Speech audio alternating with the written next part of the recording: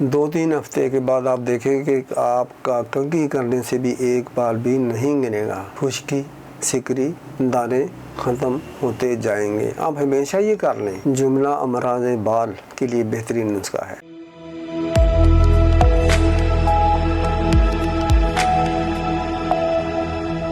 السلام علیکم ورحمۃ اللہ وبرکاتہ۔ ویورز، آج کا موضوع ہے گلے اربنی، گنگنے مٹی کو۔ اس کو گاچنی بھی کہتے ہیں، گاچی بھی کہتے ہیں۔ یہ تختیوں پر لوگ بچے ہم بھی بنتے تھے اور پھر لکھائی کرتے تھے۔ اگر اس کو پیسا جائے تو جلدی پیس جاتی ہے، بہت ہی ملائم سی ہوتی ہے۔ آپ نے 1 پاؤ گلے اربنی لینی ہے۔ اس میں آپ نے آدھا کلو پانی ملانے۔ بس یہ آپ کا نسخہ بالوں کے لیے، بالوں کی سکری کے لیے، بالوں کی بڑھوتری کے لیے، بالوں کی خشکی کے لیے، سر میں بفا ہے، دانے خشکی ہے، جلدی گر رہے ہیں، لمبے نہیں ہوتے، گھنے نہیں ہوتے، بلیک سیاہ نہیں ہوتے، یقین جانیے یہ صدیوں پرانا نسخہ آپ کو میں ایک چیز کا ہی بتا رہا ہوں۔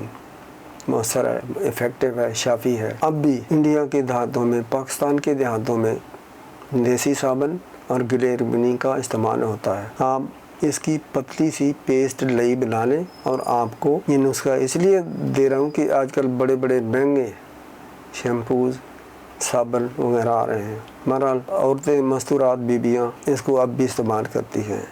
تو یہ آپ بالوں کی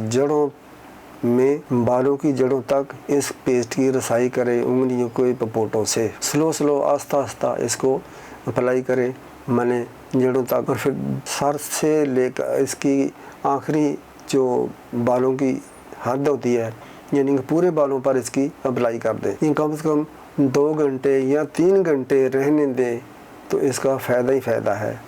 پھر آپ دیسی صابن سے ہی آپ نے سر کو دھونا ہے، شیمپو اور انگلش خوشبودار صابن سر پر نہیں لگانا۔ پھر سرسوں کا تیل ہی اپلائی کر رہا ہے، سرسوں کا تیل لگا رہے، اگلے دن پھر لگا رہے وہ تیل، یا نئے سرے سے لگا لیں۔ 2 دن چھوڑ کر پھر یہ آپ گاچری والا پیسٹ، گاچری والی لئی سے سر کو خوب مل لیں۔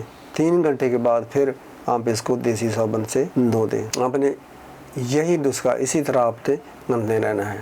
انشاءاللہ 2-3 ہفتے کے بعد آپ دیکھیں کہ آپ کا کنگھی کرنے سے بھی ایک بال بھی نہیں گرے گا، خشکی، سکری، دانے ختم ہوتے جائیں گے۔ آپ ہمیشہ یہ کر لیں، بیویاں ہمیشہ یہ نسخہ استعمال کر لیں، پتہ نہیں ان کو پسند آئے یا نہ آئے۔